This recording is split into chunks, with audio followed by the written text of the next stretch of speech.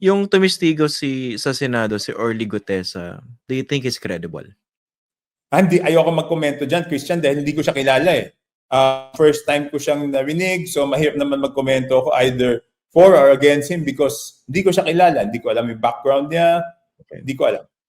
Like, ako kasi, kaya tinutumbok ko yung line of questioning patungkol kay Speaker. I find it very, very hard to believe, and I know a lot of our fellow Filipinos think this way, na si Zaldico lang yung kumilos dito on his own. Hindi nga, yun nga yung nakakapagtaka. Yan yung nakakalungkot, di ba? That's why na-frustrate ako kay Speaker Martin noon is, di ba? Okay. As Speaker, yung Committee on Appropriations Chairman mo, pinaparatangan ng kung ano-ano. Hindi ba dapat ikaw ang unang gumawa ng effort na pauwiin mo siya para sabihin sa kanya, oy, sagutin mo tong mga to. 'Di ba? Di ba yun ang logical eh, 'di ba? Tama. Yun ang logical eh. Pero wala siyang ginawa nung siya ay speaker.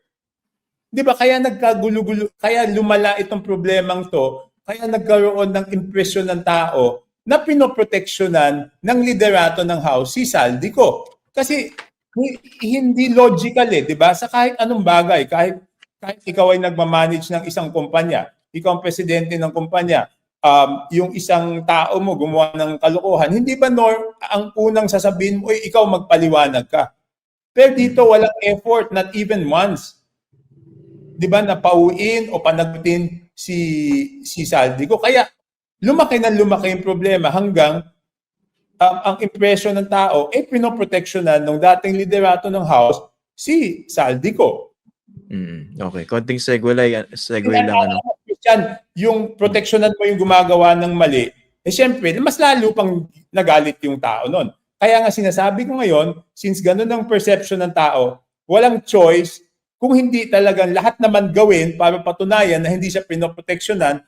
At ang tanging paraan para patunayan na hindi siya pinoproteksyonan is gagawin ng gobyerno lahat ng magagawa para pauwiin siya at panagutin. I agree. Dapat pauwiin ito si Zaldico at dapat kumanta ito. At syempre, hindi pwedeng gawing state witness ito, no? Sa laki ng nakulimbat nito, base sa mga binanggit ni Henry Alcantara, hindi po ba? Hindi lang yon, Christian. Di ba nagtutugma lahat nung sinasabi ni Mayor Magalong? Ang sabi ni Mayor Magalong, Committee on Appropriations, 20%. O, sino yung Committee on Appropriations? Ang sabi ni Senator Ping nung privilege speech niya, funder or proponent, 20%. O, sino ba yung funder or proponent? So, ito, lahat nagtuturo sa kanya eh. Tapos, yung 20 to 25%, kung titignan mo yung pinaghati-hatian, yun yung pinakamalaki kasi yung contractor yata 8 to 10%, yung DPWH parang 5%, kung ano-ano, di ba? So, ang pinakamalaking napunta doon sa 20 to 25% na Committee on Appropriations o funder na lumalabas base sa salaysay ni D. Alcantara, nagtutugma na yun ay si Congressman Zaldico. Okay. Isa ko naman tanong dito sa Kong, no? Kung si Zaldico kaya niyang gawin yan on his own sa budget, maglagay na siyang katutak na insertion, kapanipaniwala ba na wala namang senador na sangkot dito sa ganitong racket din na insertions at pangungumisyon? Hindi ko kasi alam yung mechanics ng Senado, di ba? Iba yung mechanics kasi ng Senado doon sa mechanics ng Kongreso. No? It's totally different. So, mahirap kong magsabi doon sa hindi ko naiintindihan. Hindi kasi katulad sa House, pang-5 term ko na dito sa House. So, nakita ko na dati hindi naman dati Christian, hindi naman ganito sa House dati. Di ba? Ngayon lang pang-4 na balik ko, tsaka lang nagkaganyan sa House. Okay. Ito, bilang panghuling tanong, Kong Toby, anong tingin niyo rito? Kasi itong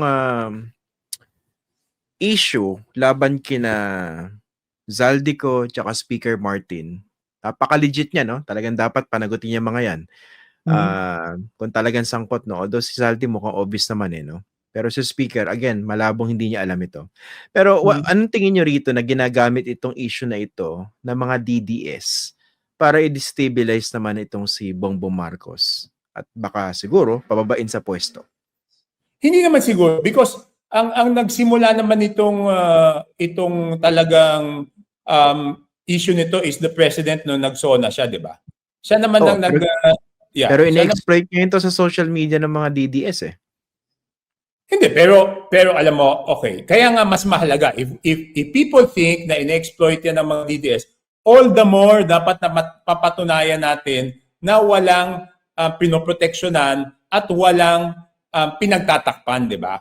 Kasi ano ang magiging ano lang naman diyan is kung may pinagtatakpan o may pinoproteksyonan, lalong magagalit yung tao. Pero pag nakita ng tao na pinapanagot naman ng gobyerno lahat ng nagkasala, makikita na sincero at talagang seryoso ang gobyerno doon sa laban sa korupsyon at gustong mapanagot yung dapat managot. Yun naman ang importante, yun naman ang hinihiling ng ating mga kababayan. At saka itong issue na to, wala namang hindi galit dito eh.